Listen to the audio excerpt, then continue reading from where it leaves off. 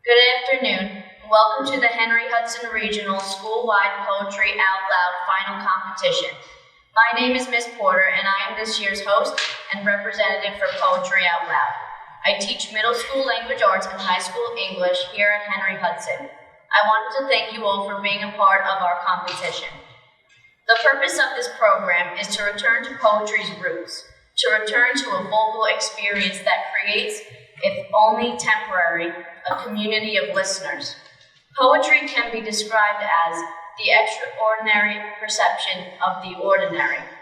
Today, through our presenters, we're given the opportunity to experience the extraordinary. In the past, Poetry Out Loud has been a wonderful success. This year, I'm excited to present a dynamic program that includes a variety of poetry personally selected by our students. Before we begin, I would like to thank our judges, Principal of Henry Hudson, Mrs. Kingsmore, Director of Curriculum and Instruction, Mrs. Egan, and Mrs. Ryan, our middle school math teacher. I would also like to thank our accuracy judge, Ms. Lester, and our scorekeeper, Mr. Gates, our prompters, Mr. Wingard and Ms. Hembling, Mr. Allison and Juan for keeping our stage clean and our school safe, and our film director and creator, Mr. Livingston, who has made holding a virtual competition possible. Good luck to all of the contestants. Our first contestant is going to be Bella Caracappa. Fun facts. Bella has a vinyl collection. The oldest vinyl collection she owns was produced in 1936, and the most interesting vinyl genre she owns is Western salon music. Her favorite poem she has ever recited is Mingus at the Showplace by William Matthews. Her absolute favorite thing to do is cook. She loves to experiment in the kitchen and be as creative as possible. Hello, my name is Gabriella Caracappa, and my first poem that I will be reciting is An Invitation to Love by Paul Laurence Dunbar.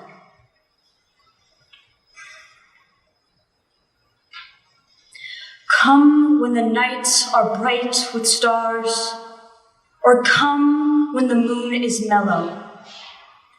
Come when the sun his golden bars drops on the hayfield yellow. Come in the twilight, soft and gray. Come in the night or come in the day. Come, O love, whene'er you may, and you are welcome. Welcome. You are sweet, O love, dear love. You are soft as the nesting dove. Come to my heart and bring it rest as the bird flies home to its welcome nest. Come when my heart is full of grief or when my heart is merry. Come with the falling of the leaf or with the reddening cherry. Come when the year's first blossom blows, or come when the summer gleams and glows. Come with the winter's drifting snows, and you are welcome. Welcome. Thank you.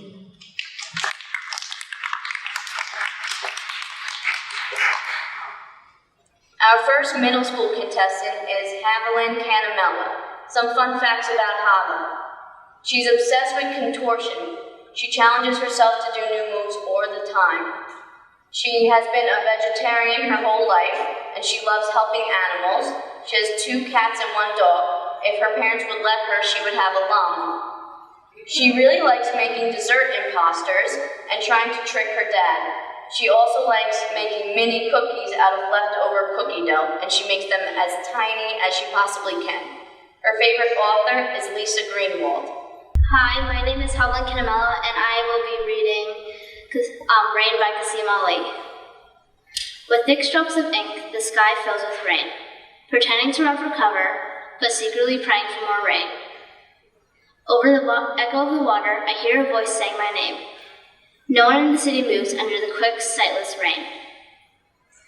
The pages of my notebook soak, then curl. I've written, yogis open their mouths for hours to drink the rain. The sky is a dark pool of water, waiting to be filled. If I open my mouth now, I could drown it in the rain. I am a dark bowl of water, waiting to be filled. If I opened my mouth now, I could drown in the rain. I hurry home as though someone is there waiting for me. The night collapses into your skin. I am the rain.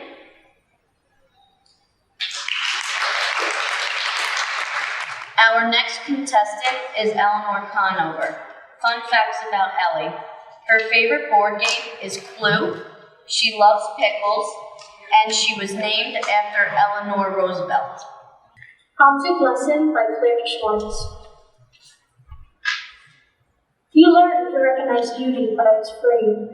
In the gilded hall, in the gilded frame, her milky neck extended as she peers over the drawn back. A target, a study, a lesson. She requires you to be beautiful. You should save her, no matter the price. No matter the price, the collector will take it. His collection makes him good. When he lends the woman's image to the museum, where school children stand before it anointed with lessons in color and feeling. Pay attention. The teacher scolds the visitor in the back. Bad. The child whose movement calls to her own beauty. The child whose wails insist his mother is the most beautiful of all. Eyes this way. Teacher Sara. All that grows, rots, good little stillnesses, guardians to be. If you are good, one day an embossed invitation will arrive at the door of the house you own. You will sit next to the collector, light chattering along the chandeliers, your napkin shaped like a swan. To protect your silk, you snap its neck with flourish. The blood, beautiful, reddening your cheeks as you slip into the chair drawn just for you. Sit, the chair said to the patron. Stand to the guard. The guard shifts on blistered feet. She loves you. She loves you not. Children pluck the daisy's bulb, discard the little suns in the gutter. Thank you. Our next presenter is Edith Demansky. Fun facts about Edith. She loves to write. She's been doing digital art for a year now. She's very interested in politics and the state of the world. Her favorite author is Jessica Townsend. My name is Edith Demansky. I'm an 8th grade student, and my poem is No, I Wasn't Meant to Love and Be Loved by Mirza Asadullah Khan Galib. No, I wasn't meant to love and be loved. If I'd lived longer, I would have waited longer. Knowing you are faithless keeps me alive and hungry. Knowing you faithful would kill me with joy. Delicate are you, and your vows are delicate too. So easily do they break. You are a laconic marksman. You leave me not dead, but perpetually dying. I want my friends to heal me, to succor me. Instead, I get analysis. Conflagrations that would make stones drip blood are campfires compared to my anguish. Two-headed, inescapable anguish. Love's anguish, or the anguish of time. Another dark, severing, incommunicable night. Death would be fine if I only died once. I would have liked a solitary death, not this lavish funeral, this grave anyone could visit. You are mystical, Galib, and also, you speak beautifully. Are you a saint, or just drunk as usual? Thank you. Our next contestant is Corinne Callenberg. Fun facts about Corinne. Her favorite color is yellow. She plays the guitar, ukulele, and clarinet, and she loves to act, dance, and sing. The Arrow and the Song by Henry Wadsworth Longfellow. I shot an arrow into the air. It fell to earth, I knew not where. For so swiftly it flew, the sight could not follow it in its flight. I breathed a song into the air. It fell to earth, I knew not where. For who has sight so keen and strong that it can follow the flight of song? Long, long afterwards, in an oak, I found the arrow, still unbroke. And the song, from beginning to end, I found again in the heart of a friend. Thank you.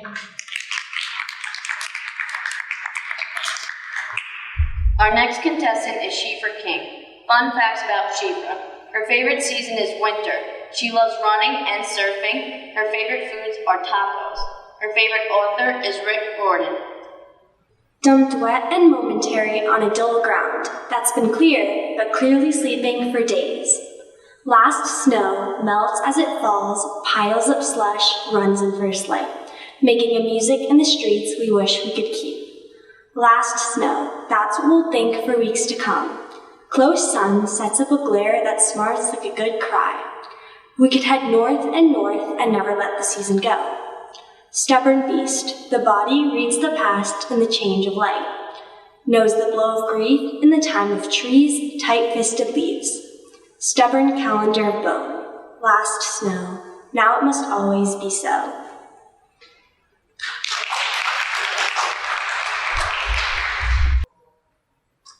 Ella Caracappa is going to recite her second poem. She's in 12th grade and her favorite author is John Steinbeck.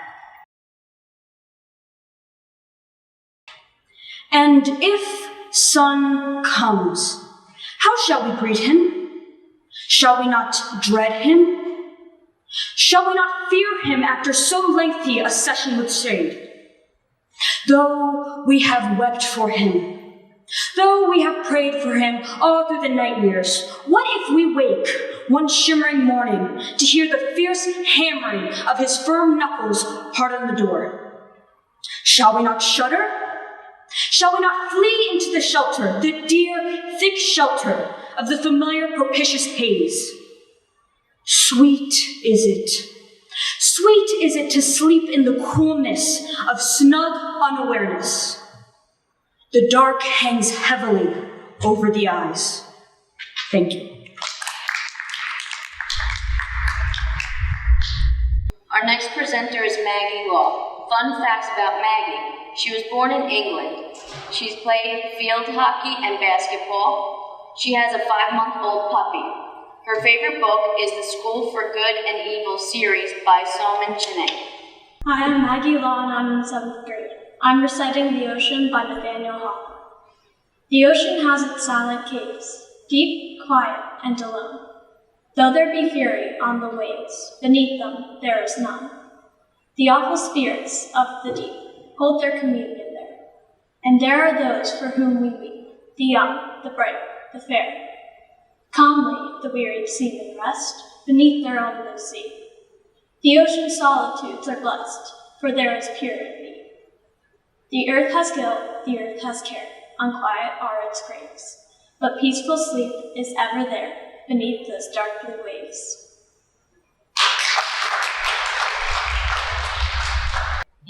Next, reciting her second poem is Ellie Conover. Her favorite book is Pretty Guilty Women by Gina Lamanna, and she's a 10th grader here at Henry Hudson.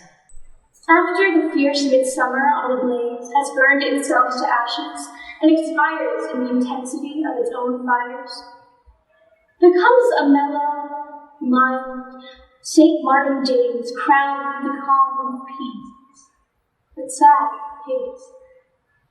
So after love has led us, till he tires of his own throes and torments and desires, comes a large-eyed friendship. With a restful gaze, he beckons us to follow, and across cool verdant vales we wander, free from care. Is it a touch of loss in the air?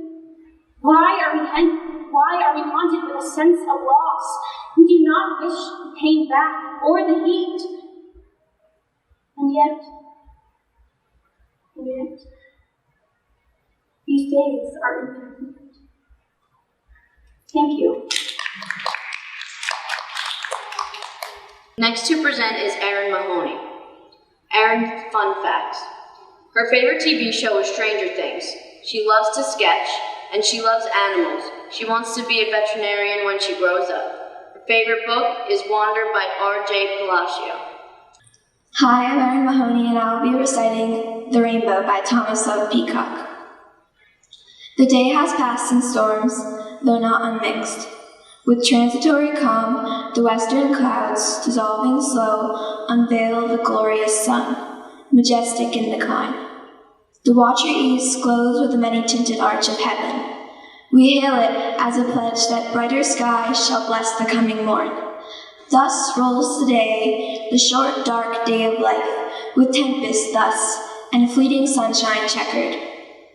At its close, when the dread hour draws near, that bursts all ties, all commerce with the world, religion pours hope's very colors on the virtuous mind, and like the rainbow on the evening clouds, gives a bright promise that a happier dawn shall chase the night and silence of the grave.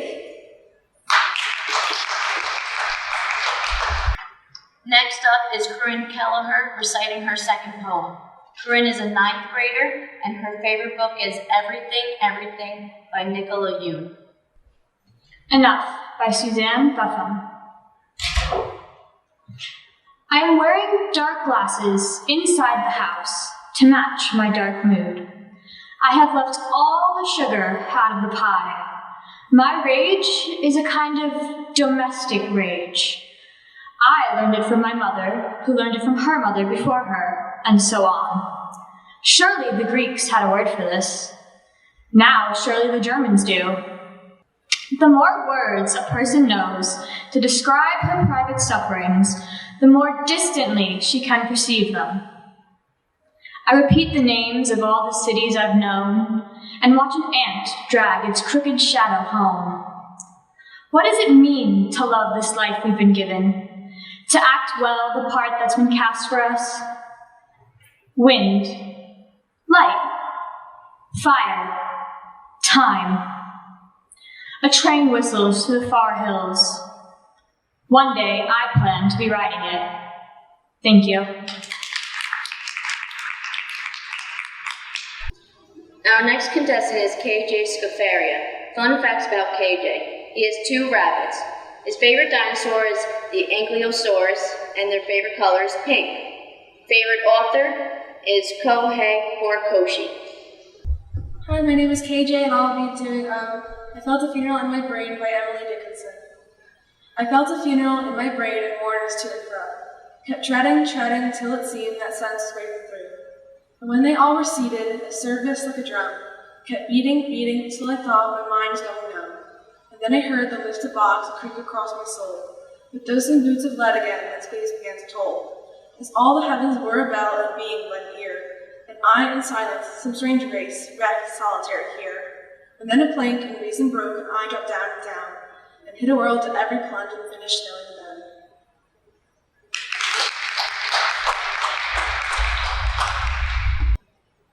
Our next presenter is Madison Tiswell. Fun facts about Madison.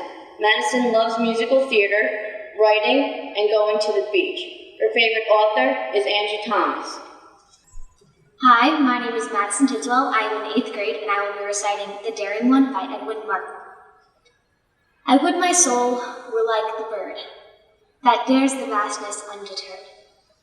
Look where the bluebird on the bough breaks into rapture even now.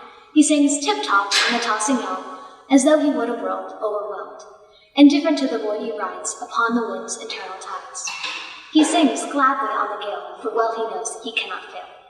Knows if the bough breaks, still his wings will bear him upward while he sings. Thank you. Our next presenter is Eliza Childs. Fun facts about Eliza. She rolled down the steepest man-made ski run in North America. She helped organize a Black Lives Matter march, and she does not like peanut butter. Her favorite book is I Will Always Write Back by Kaylin Alafarinka, Liz Welch, and Martin Gana. Last Snow by Hyde E. Erdrich. Dumped wet and momentary on a dull ground that's been clear, but clearly sleeping for days. Last snow melts as it falls, piles up slush, runs in first light, making a music in the streets we wish we could keep. Last snow. That's what we'll think for weeks to come. Close sun sets up a glare that smarts like a good cry. We could head north and never let this season go. Stubborn beast, The body reads the past in the change of light, knows the blow of grief in the time of trees' tight-fisted leaves. Stubborn calendar of bone. Last snow. Now it must always be so.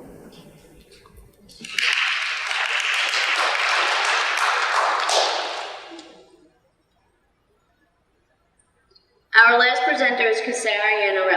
Fun facts about Sara. She learned to snowboard this year. She plays field hockey, she cheers, and does lacrosse. She has 2 pets, Oreo, a black and white Havanese, and Mochi, a Chinese hamster. Her favorite book is The Fault in Our Stars by John Green. Dream Song 14 by John Berryman. Life, friends, is boring. We must not say so. After all, the sky flashes, the great sea yearns, we ourselves flash and yearn.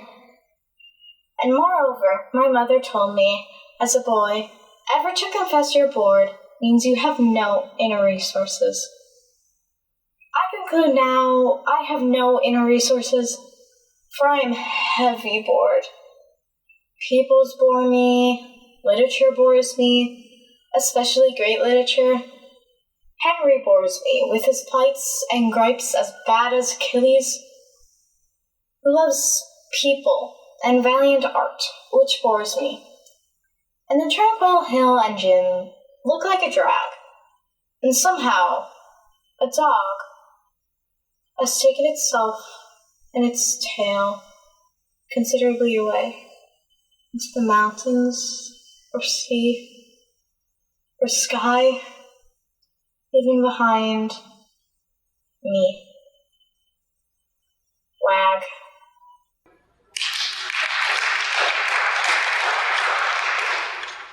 Thank you again to all the contestants, judges, administration, and the wonderful staff and students at Henry Hudson Regional for making this possible. First, second, and third place winners will receive Barnes & Noble gift cards. The results are in. In third place is Corinne Callenberg.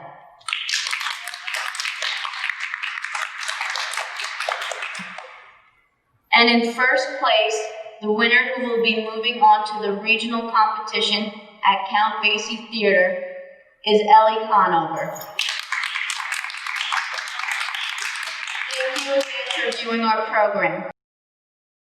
It's always customary for me to end the Poetry Out Loud, so there's no reason to break that tradition. I just want to thank Ms. Porter for going above and beyond in a year when things are difficult. She took this on voluntarily. I didn't ask her. She came forward and did an amazing job with, thankfully she went through this training a couple of years ago with Mrs. Merrigan, but she did an outstanding job in a difficult time. So thank you, Ms. Porter, for going above and beyond, because you did an outstanding job. So thank you.